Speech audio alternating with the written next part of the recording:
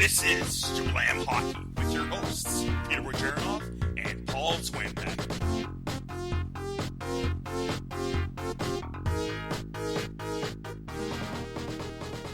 Welcome to Slam Hockey, folks. I'm your host, Peter Bojarinoff. You can find me on Twitter at Russian98, and I'm with Paul Zwambag. You can find me at Zwambag, Z-W-A-M-B-A-G. Hello, everybody.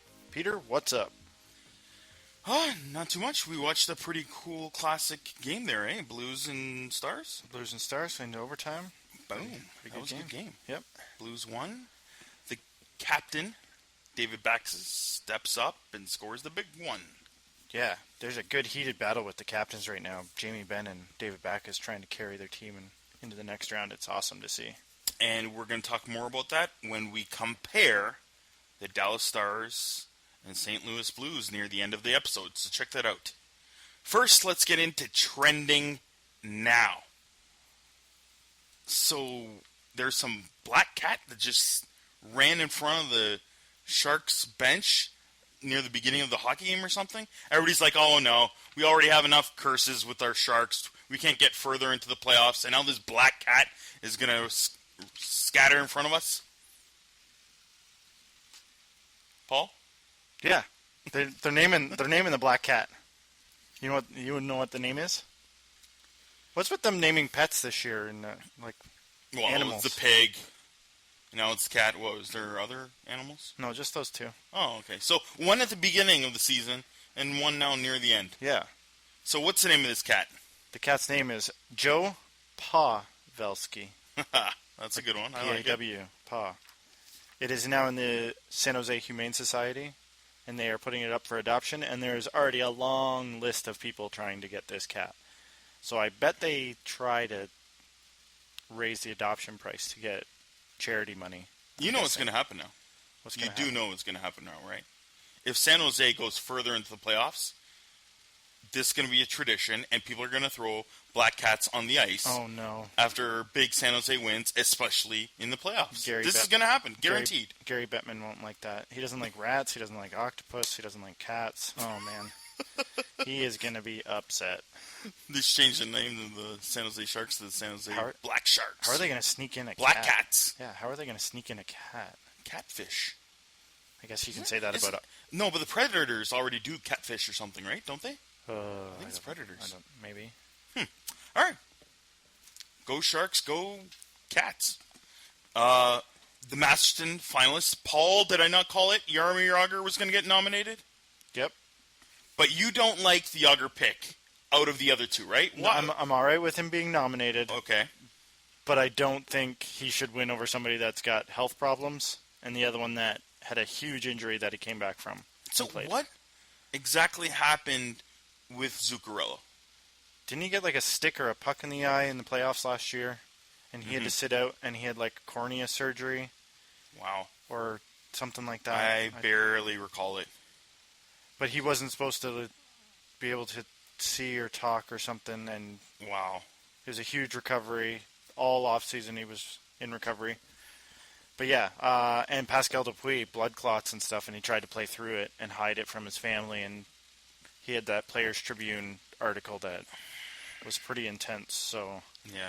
Yeah, he didn't finish the season, but I think he's been dealing with it for a couple of years. So if Stamkos comes back and has an amazing season next year, he's automatically going to get nominated? No, I don't think so, because it's not a big enough injury. Mm-hmm. It's not a serious injury. That's why Letang got nominated last year. Yeah. And like Josh Harding gets nominated because he had multiple sclerosis. Oh, that's rough. Yeah. So I think those are the ones they try to put on the standard of the Masterton of, and if there isn't a case like that, then they go with a guy that's had a rough go. And Jagr has persevered through a lot, being 44 years old. Yep. So. And he still wants to keep playing. Maybe they can't nominate him because he's going to be nominated for the next few years if he just keeps on playing till he's 48, 49. Yeah, so it is a good nomination. I don't think he will win it. Yeah. All right. And how do you feel about the Brooks Orpik hit on Oli Mata? Oh, it was dirty. Yeah. And he even said, he told his coach that, I thought the puck was coming back to him, but how did he think the puck was going to come back to him? It was nowhere near. No. And it was late, and he clearly had contact.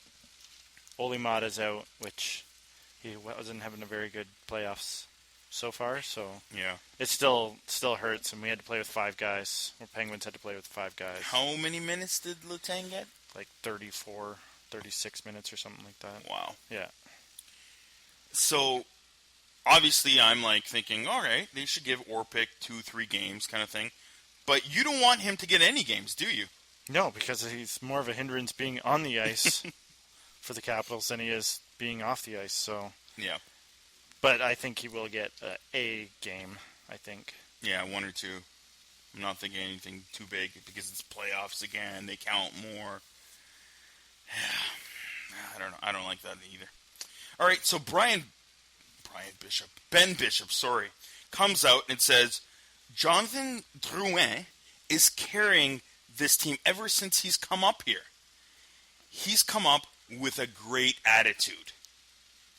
So he's the new leader. They've already surpassed Stamkos. So we're like, all right, Drouin's the team now. Wasn't it like a month ago Drouin was like going to be shipped out? Yeah, they were looking for a trade suitor, and they weren't going to get enough for him, so they just kept him. I think this is just Ben Bishop trying to get Drouin's revved up even more. He's been revved up. He has been really good in this playoffs. I've liked his play.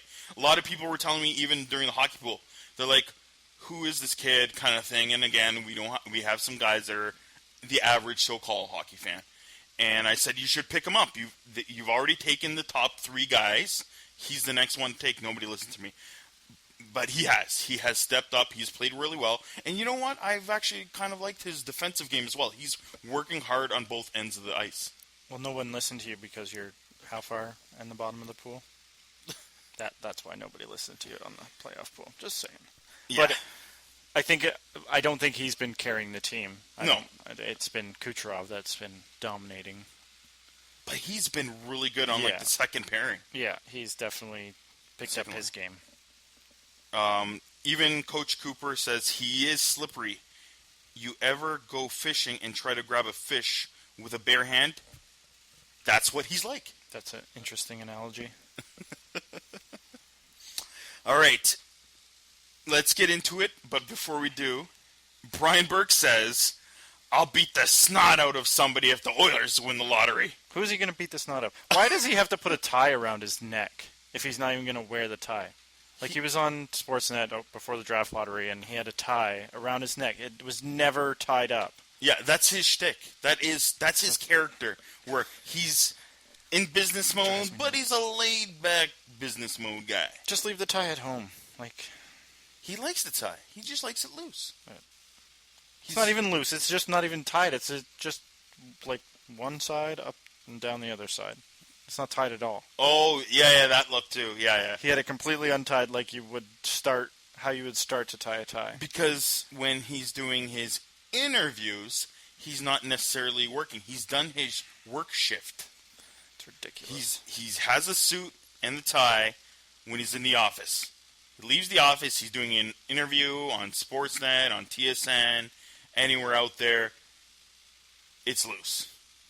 He's laid back. He wants them to know I'm not in 100% business mode. That's his thing, I guess. Who's he gonna beat up? I don't know. Peter Chiarelli? It's not really his fault that they've won all the lotteries. Like, who is he going to beat up? Kevin Even Lowe? bigger thing. I'm proud of Brian Burke. Maybe he's going to beat the Bettman? you-know-what Bettman? out of Bettman. Yeah. Then everybody's going to love this guy. Yeah. Maybe I'd start liking him. So, the Maple Leafs win the lottery, folks. They did have the best shot, 20%, the best odds, but it's 2 years? 2 years removed from the much better chances in the old format. But in the new format, it's much harder. It's a bigger lot. Anybody can win that doesn't make it in the playoffs, and at least pull it out. They won. Paul, did I tell you what I did? I was at the bar after work, and I know that it's about to happen, so I'm like, oh yeah. So I go on Twitter, and I see, what is it with the reporters on Twitter? It's like 20 different people telling me 13th pick, Carolina. I'm like, I just need, can we vote for one reporter to do it? Instead of having, like, I'm scrolling and scrolling and scrolling on Twitter, and I still see the same pick. Yeah. So annoying. Anyway, so I'm going through it, and I'm getting antsy. And the funny thing was, I got into it delayed because I didn't know exactly when it was. And they were already, I think, in the top 3. So I'm scrolling, and I'm like, whoa. And I'm like, I don't see Toronto yet. This is good. Getting into the 5th and the 4th spot. And I get a little giddy. Yes, I did. When the Oilers were selected, I think they got 5th or 6th. They dropped. They're 4th. Yeah, 4th. Yeah. They were supposed to get 2nd. They were the one teams that fell 2 spots to 4th. So I was like, ooh, Oilers didn't get it. Nice. And then it was like, I was kind of happy for all 3 teams when I saw Columbus and Winnipeg and Toronto with the chances to win. I was like, oh, okay, we have a pretty good chance here. And then they said Columbus, and then boom, the Leafs won. And I went, woo, woo, woo. You didn't stop doing that. I was doing that for about 30, 45 seconds at the Imperial, across the street from here. And then you just kept doing it. For about that time. Not too long. But everybody looked at me and they turned around and was like, what the hell's going on with that guy in the corner over there? I didn't care. I just did not care what anybody thought. I was happy for the organization and the fans and myself, my team that I cheer for. We got the first pick overall. Woohoo! So it's the second time in history. First time, everybody's beloved Wendell Clark in 1985. And now we have a good chance. First overall pick. Probably Austin Matthews, right? Yeah, they would be silly Consensus not to says pick so. Austin Matthews. Yeah. Going into it again, Oilers fell from 2nd to 4th. Canucks fell from 3rd to 5th. And Flames, you could see Berkey's face, and even on Trevor Linden's face, when they were picked a little too earlier than they should have, and they did not look happy. It was really cool coverage of, like, watching. I started watching as soon as I saw the first pick. Once Boston Bruins came up and I saw it on Twitter, I was like, I'll turn on Sportsnet now. Because I did not want to listen to them for an hour and speculate what was going to happen. I left. I didn't want to watch any of that. So I watched as soon as Boston Bruins got their 14th pick. And then seeing the teams slowly get picked. Yep. And when it came to Winnipeg's slot, but it was Calgary, it was like, I was really excited because that was just cool. Seeing that. Something different. Yeah, and you were just like, Winnipeg's in the top 3. Like, who's not in the top 3 then? Yep. And then Vancouver popped up, and it skipped over Columbus, and you're like, Columbus is one, and they, like, starred the 2 teams, and you're like, who's not in it now? Yep. It was really cool to watch on TV. That part was really cool. As soon as that first one, where it's the Jets, they're in the top 3, that was really cool. Yeah. And I kind of like that the Jets are in the top 3 because they have such good young kids right now in their team. Yeah. They have a few more really good prospects. And now they have a pretty good chance at getting Line A or my boy, Puljujärvi. Yeah. I think they seem like they would all be pretty good fits on those teams if you think about it. Yeah. Well, they're all big, huge guys. I think Austin Matthews is the smallest guy, 6'2", 195 pounds. So Line A's 205 and Puljujärvi's 220, I think. They're beasts. Oh, they're huge kids. Like, the top 3 is just you can't be mad that you're getting one of those guys. Like, Columbus should not be upset. Mm-hmm. Even they moved up, so clearly they're happy, but they should not be upset they're not 2nd or 1st. Yeah, like they're going to get one of those 3. So Winnipeg is still in the Central, right? Yep.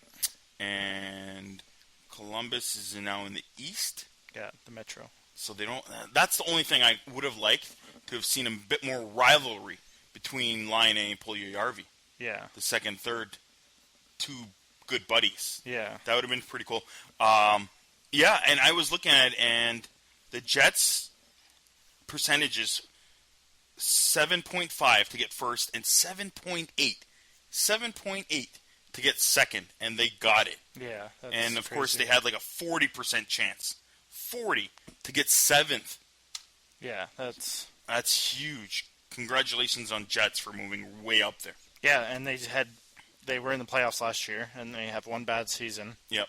And now they're getting a top 2 pick, and that was such a big deal about Montreal getting a chance at it that they just had a bad year, and they started off so hot, and it was like, what if they get a top 3 pick?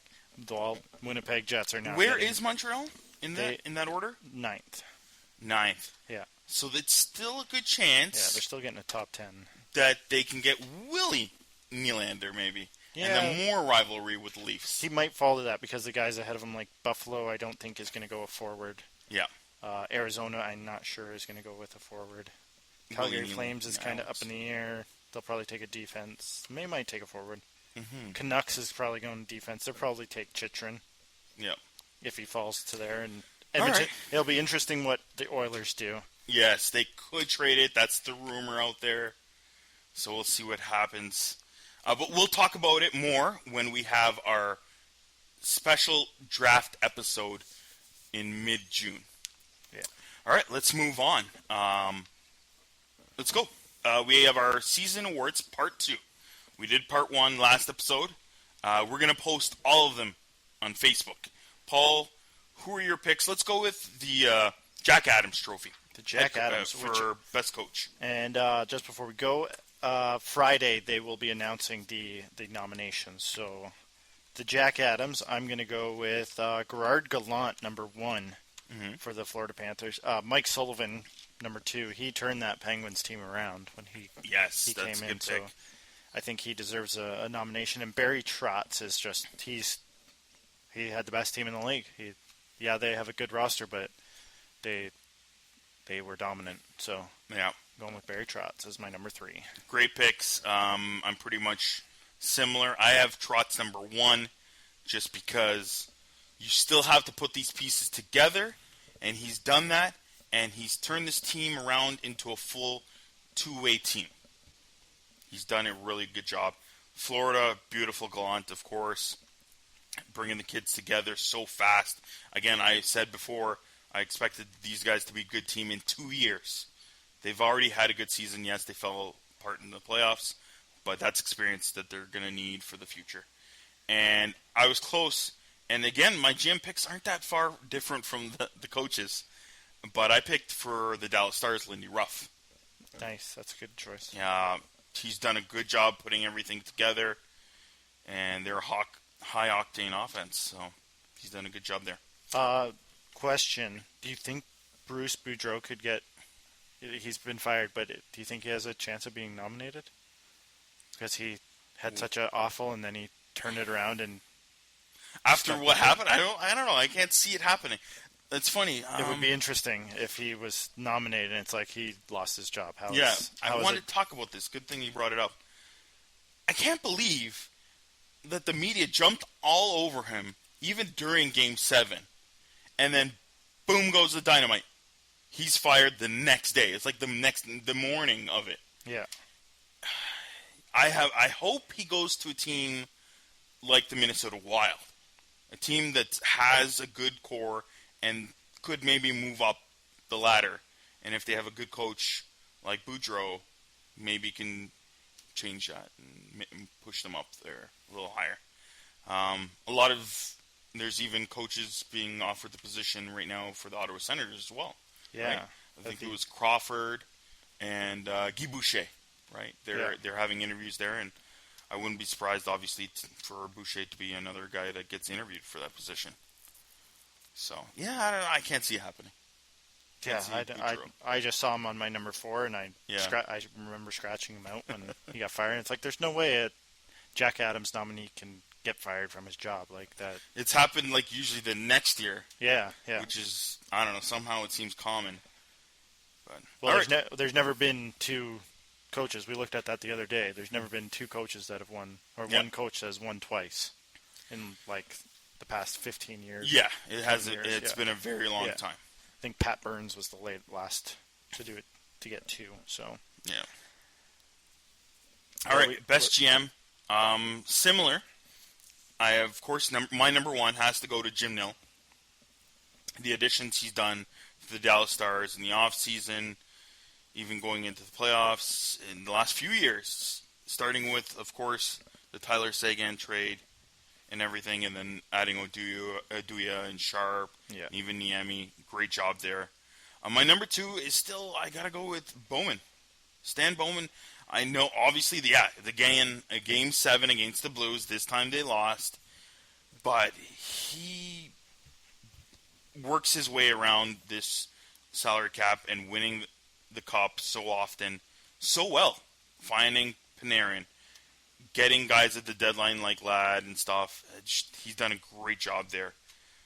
It's, they're not going to go deep this year, but again, we're looking, the GM is more usually during the season as well, what they've done. And a tie in my third spot is McLennan and Rutherford. Both done great jobs for their organizations, for the Washington Capitals and the Pittsburgh Penguins. The additions, again, like the Pens, adding Kessel, the Hagelin trade. It's been great. It's perfect moves. And for the Caps, of course, adding those veterans even the previous year, like a Niskanen, and then adding Game 7 Justin Williams, TJ Oshie for more depth on the offense. Great moves. And then my honorable mention, Lou Lamoriello. Good job on tanking. Oh, jeez. Paul, who are your picks? I'm going with number 1, Dale Talon, Florida Panthers. He's built a really good team. Yeah. He just keeps adding little tiny pieces and gets his young guys to play the positions they should play. Like, the thing I didn't like about Talon was what he did when he first got there. Yeah. He had a lot of mid-card guys at high cap hits. But I think that was to get to the floor. I think he had to spend. Yeah, it just seemed odd, and none of it worked. None of it worked with Fleischman and all those guys. And then now he has Dave Bolin on his cap, and that's not going to look good for them moving forward and giving nice contracts to Barkov and the rest of those guys. True. So number 2, Brian McClellan. Yep, he's with great. The Capitals. Bringing in Oshie was a huge. Oshie and Williams. He knew the right wing position was their weak point, and he brought in 2, not just 1, 2 guys that could fill that spot. So, great move by him. Jim Nill is my number 3, bringing in those veteran Hawks that have won the Cups. He's bringing 4 rings, Stanley Cup rings in the past offseason, so I think that's a big one. And my honorable mention is Doug Armstrong of the St. Louis Blues. He moved TJ Oshie for Troy Brouwer. Like, who would have thought he would move TJ Oshie? He was one of the stars. Did you see what the coaches did for Game 7? No. For Chicago? No. They all put the name in the hat. Oh, yes, yeah. About who's going to score the winner. Yeah. And all the guys, the coaches and everything, they all put in Troy Brouwer's name. Yeah. I think boom, he scores it. Yeah. Yeah, I think Hitchcock was the only one that didn't put his name in. But yeah, that's pretty crazy. Hitchcock probably put in Tarasenko's name. Yeah, and only see on Twitter everybody upset how much they're playing Tarasenko in his ice time, and it's like, come on, like the dude looks tired. Tarasenko is a great player, but he does look tired. Yeah. Anyways, what's up next? All right, more awards. So let's go on to the Calder. Best rookies. You go first, Paul. All right. By the time people hear this, they'll probably have the finalists named. They're getting named on Monday. So it's Sunday that we're recording this, and Monday we'll probably put it out. So hopefully our picks are right. Number 1, Artemi Panarin. Number 2, Connor McDavid. Yep. How can he not be number 2? I don't think he can be number 1 because Panarin had such a great year. Yep. But McDavid had a pretty stellar year. We have the same picks, don't we? And number 3, Jack Eichel. Oh. Definitely turned it on at the end of the season and found his scoring touch. So that's my number 3. And my honorable mention is Colton Parayko. He had a pretty good year on the back end. We had him in the season awards for the first half. Yeah. And then he just started heating up, especially now in the playoffs. Yeah. All right, my top 3, the obvious ones. Panarin, I got to believe that he's going to win. McDavid, since he's been healthy and back, outstanding. And how can you not go with Ghost Bear? True, yeah. Shane got us to be here, as I like to call him. He's been outstanding, and he showed up right at the end near that for that Flyer series. He started playing better as the series wore on. He's outstanding. They're all three are great. You can't go wrong with any of them. Yeah. Okay, and then who do you think's going to win? You got to go with Panarin. I know McDavid is amazing, but in my opinion, just not enough games. Yeah. That's a big factor for me. And yes, it's bad that he was injured, but he's going to have an amazing career. So it's not like that's always been a big factor in a lot of these guys in their careers. Yeah. So, Panarin. Yours? I think Panarin will take it. All right, MVP of the season. My picks, top three, Braden Holtby, Patrick Kane, and Sid the Kid. Nice. I'm going to go with Patrick Kane. Yeah? By far an amazing, outstanding season. I did not see him having anything remotely close to this ever in his career. I thought he was going to be always maxing out at a point per game. But this was just, wow. I'm on the same wavelength. I went 1, Kane, 2, Holtby, 3, Crosby. Crosby started off so slow, and everybody was like, oh, is he over his... He's over the hill, and he's out of his prime. Last year was his prime, but he turned it on the second half of the season and really dominated and helped the Penguins to where they got to. So I think Crosby is definitely MVP.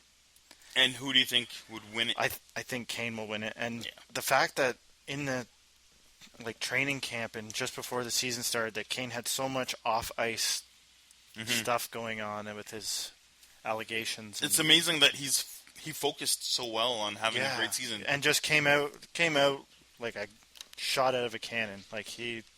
There was no slow point in his season. So I definitely think Kane deserves it. Yeah. Same here. So those are our award picks for the season. The MVP nominees will be announced Saturday, so we got a ways to wait for them next week. I think it's the last award nominations. And we're going to post this on our Facebook page, Jablam Hockey Facebook page. Go check it out, folks. Our season awards will be there. Quick shout out for the Rocket Richard Trophy. Yep. Ovechkin, 50 goals. Yep. So you won your bet. Ovechkin over Patrick Kane, our friendly bet. Good for you, jerk. Art Ross is Patrick Kane, 106 points. And the infamous William M. Jennings Trophy is co-owned by John Gibson and Frederick Anderson with 192 goals against. For the Ducks. All right. So let's get into the playoffs. Which series do you like so far in the second round? Obviously, Pittsburgh and Washington. Yeah. That's just all out. Two awesome stars playing against each other. And they're making it such a Sid versus OV, and Malkin. It's not. And Malkin's in the shadows, just like, I'm just going to be awesome. Like, I'll sit in the shadows. I'm fine with being out of the spotlight. He always has kind of been out of the spotlight or in Sid's shadow, and I think he's all right with that. So, and then you got Holtby against the young kid Matt Murray, like the best goalie in the league right now, against a kid that's just playing unreal right now. So the defensive game is not that big of a deal in the Washington or Pittsburgh. They just go play all out, and the power plays are awesome. It's a great series. I'm really excited. I don't hope it goes to Game 7, but I want to see as many games as possible with these two. Oh, yeah, for sure. Yeah. And for myself, it's also got to be the Dallas Stars and St. Louis Blues. Yeah. This is a great matchup. It's offense versus defense, pretty much. And they've already have a bit of a rivalry. It's great. It's going. It's classic. It's going to be this. I hope this series or this matchup goes on for a few years. Yeah. And it looks like it could. Yeah. With the ages of some of their stars. It's funny that we picked those two series because with this new playoff seeding bracket, it's the top two teams in the conference. These should be the finals, the conference finals. They should be. Yes, exactly. It's awful to see. When we talked about it in our playoff preview, and you're like, why do they do this? And I was like, I was all right with it. No. Now I'm not all right with Yeah. it. Just it didn't play out the way the NHL wanted it to play out. When I first saw it, when they were talking about it 2 years ago, I immediately didn't like it. Yeah, it's such a bad idea. It is what it is. It's awful that these two teams, one of them is going to be out, and Nashville number 7 could be in it, or like it's a 6 versus 7 on the west side, Yep. and it's a 5 versus 6 on the east side with the Islanders and Yep. Tampa. So it hasn't worked out for the NHL. Hopefully they look at this. Do you think it's the same thing still? The Sharks are gonna cream the Predators? You think Yeah, it looks like it's gonna be like a 5-game series? and they're playing awesome. They got their black cat. So how could they lose a game with their black cat? Yeah, they're gonna start throwing black cats on the ice all the time. Yep. That's gonna happen. Yep. And then we got the Islanders and Lightning. I'm still shocked. These Islanders are playing really well. They're working their butts off, and like I said, I still won't be surprised if the Islanders somehow pull it out or they take it to 7 games. They're playing that great. We both picked Tampa, and we picked them to win like 5, I think. Yeah. Something like that. But they are outstanding. Jack Cappuccino Oh, jeez. has his team flying. They're working their butts off. They're doing a great job. I felt bad for him when Don Cherry said that. I don't really have an interest in this series. Yeah. This is one series where It's still a good series, though. I know that It's still a good series. and everybody's saying like Captain Clutch, John Tavares is playing on unreal and He stepping is. up, and these games I don't even recall knowing what happened in the games. Like it's the one that it's on TV and I just don't really follow. Yeah. Like I'm intent in watching Pittsburgh, Washington. I really watched the Dallas, St. Louis. I really watched San Jose, Nashville.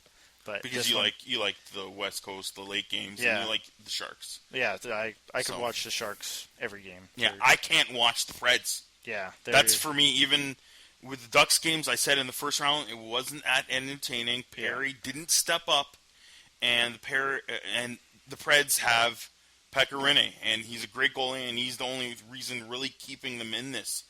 Underrated Roman Yoshi, yes, but it's too defensive minded. It's not entertaining for me.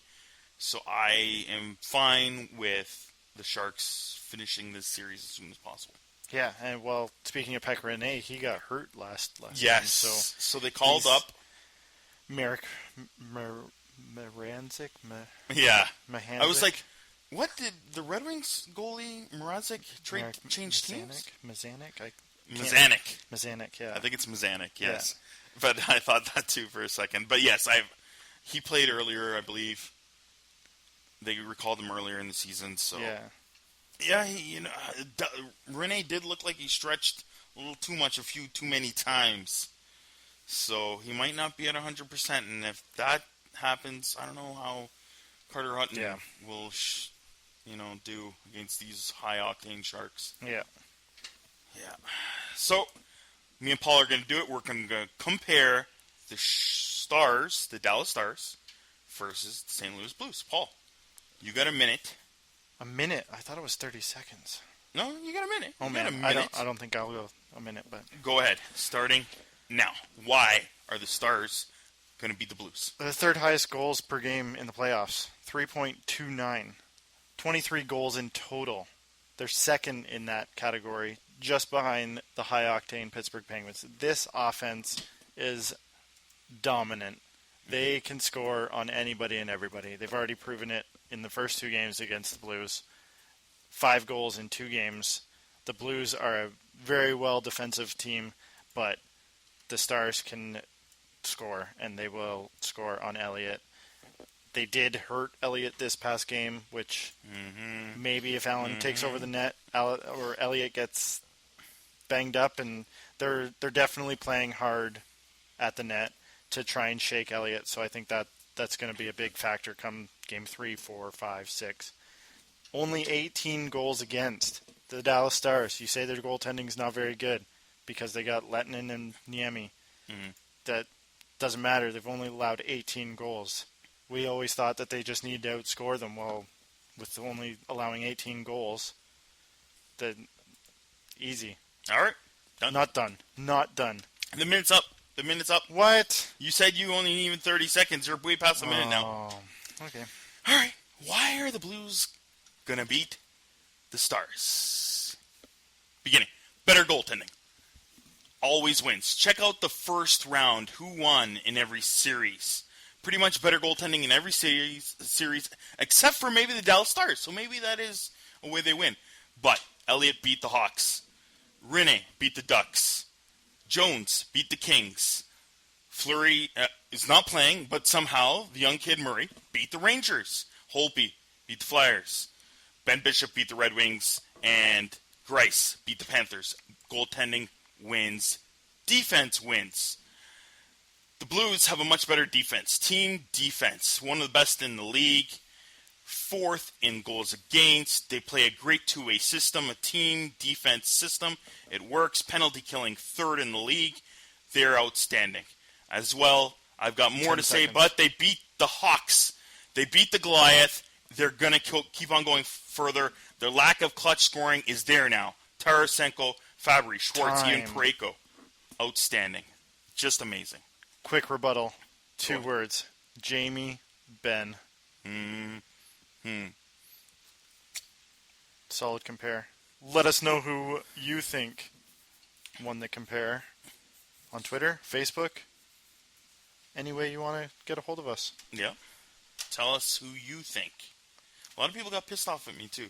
There's some Dallas Star fans and stuff. Oh, yeah? I think CM Punk on Twitter said, go Dallas Stars or something because they're going into Blues because his Hawk got beat by them. Yeah. And the Stars fans were jumping on the bandwagon with him, like, kind of thing. Like, yeah, Stars are going to win the whole thing. They're going to win the Cup. And I'm like, I think St. Louis's defense is going to beat the Stars. And then they all jumped on top of me. Interesting.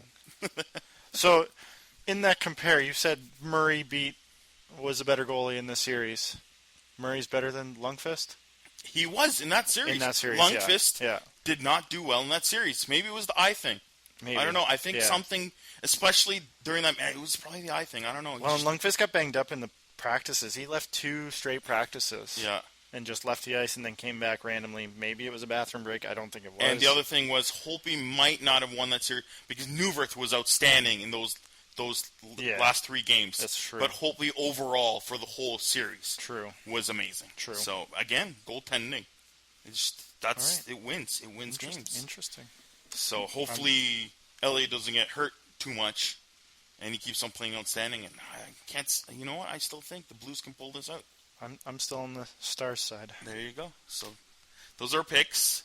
And tweet us if you like us or don't like it or whatever you want to say about it. I think that's it, Paul, for this episode. All right, what are we doing next episode? Next episode, we will have more playoff series roundup. We're going to talk more about how the series are going. We're going to do another compare. We're not too sure what we're going to do for compare.